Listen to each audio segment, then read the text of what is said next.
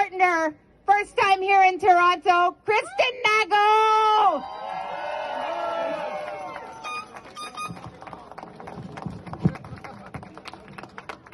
Hello, Toronto! Stand up to hypocrisy. If you don't, the hypocrites will teach. Stand up to ignorance, because if you don't, the ignorant will run free to spread ignorance like a disease. Stand up for the truth. If you don't stand up for all that is right, then understand that you are part of the reason there is so much wrong in the world. That was by Susie Chasm. I am Kristen Nagle, a nurse, a holistic nutritionist, and a mom. I've been publicly slandered and defamed in the media, terminated, and my license is under investigation for speaking truth and standing up for freedoms. I have even received a cease and desist letter to stop referring to myself as a graduate from the Canadian School of Natural Nutrition and to stop referring to myself as a registered holistic nutritionist. The college has told nurses they would be reprimanded if they went against the narrative. They've tried to silence me, bully me, and break me. Little did they know that the harder they tried to take away my voice, they only made it louder and stronger.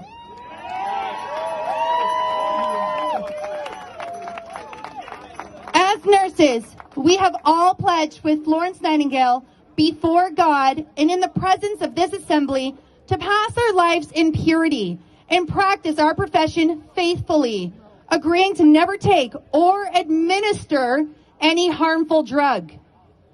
By committing to elevate the standard of our profession, we must recognize that we are the first and last line of defense in our society for decency, integrity, and compassion. We have the first and last opportunity to do the honorable and dignified thing for people. This applies to everyone in a place of power over humanity. Police, teachers, doctors. We must remember why we entered into these professions, what called us to be in these areas, to look out for our fellow neighbor, to want to protect them, help them, and make a positive impact in their lives and that of the community. This last year has allowed me to remove any remaining barriers to unabashedly and unapologetically be myself.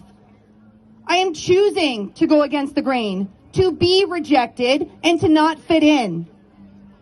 In doing so, I have never felt more free, more confident in my skin, and more connected to community. I am finally becoming the person I was always meant to be, and it is liberating. What seemed frightening at first has been the best decision I could have ever made. At first, it felt as though a huge door was being closed on who I identified myself as an NICU nurse. Little did I realize how much more waited for me to really stand in my purpose. We were standing on the right side of history, and we will change its course one brave step at a time. It's time we all find our courage, our bravery, our voices, to stand firm and united in truth, to do the right thing. Each and every one of us who have bravely attended today are here for a reason. We are here living and breathing in this time by intention. It is not a coincidence that we've all found each other and are uniting and gathering in solidarity. We are here to be the light workers, the change makers, the healers. Yes. We are allowing our rights and freedoms and sovereignty to be removed at an alarming rate. When we no longer have autonomy over our own bodies and our children's, we have lost everything. This alone should terrify everyone and encourage more to speak out. Yes. As we stand here together, we must also remember that our freedoms cannot be taken away. They have always been ours, and we have always had them. We need to exercise them, and remember, we do not need the government's permission. We need our own permission, which is protected under our Canadian Charter of Rights and Freedoms, which I believe, as police officials, it is also your duty to protect. The government is meant to be our public servant. They are not here to look out for us or have our best interests in mind. We should not have to fight for our freedoms because there are not anyone's to take. Exactly. We have to remember we are free and we always have been. What we have allowed to be taken away, it is now our responsibility to reclaim it. We are here uniting together and calling out more nurses, more police, more doctors and teachers to stand with us. I know we can all be an example to the rest of the world. It is our time to rise, to stand for a better world, and to take action daily in the practice of our sacred callings. We must follow our promise, devoting ourselves to the welfare or those committed to our care. It is now time to rise together for the future of our children and for all of humanity. So let's learn from these lessons that history has taught us and correct the course of the future with our brave actions. We have everything that we need to stand strong and do what is right. And together we are unstoppable.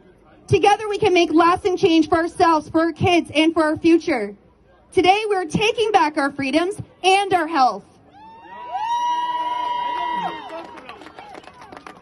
Never underestimate the significance of one person standing up for freedom and the ripple effect that it can have. I know this because I started as just one person inspired by another that stood before me. Now this is kind of my signature closing. So I invite you all to hold the hands of your neighbor or place your hand on your heart and close your eyes. Breathe in deeply and exhale. Feel that power flowing through you. Breathe in. Feel your lungs expand. Feel that life. Exhale. Feel it from your head to your toes. Breathe in. Right to your heart. Exhale. Now envision the future you want. Who are you with? What are you doing? And how do you feel? Breathe in. Exhale. Continue to feel this truth and this power run through your veins in every part of your cells. We are capable of anything we desire. We are strong and powerful divine beings. Breathe in. Exhale. Now open your eyes.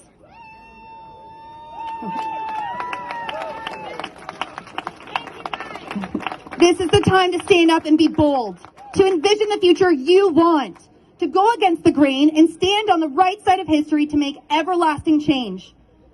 As again Susie Tasman stated, the price for standing up for truth, no matter how severe, will always be less than the price our souls will be penalized for not speaking up for our conscience. There is no greater crime in the universe than silencing your conscience. It has been a year with no end in sight. It is now time to rise up against all costs.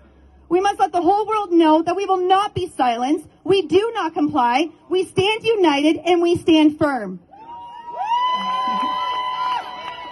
We hold the right to control our bodies and our life. We'll continue to rise higher with love and peace in our hearts. So let our voices be heard now for all to hear the true North, strong and free.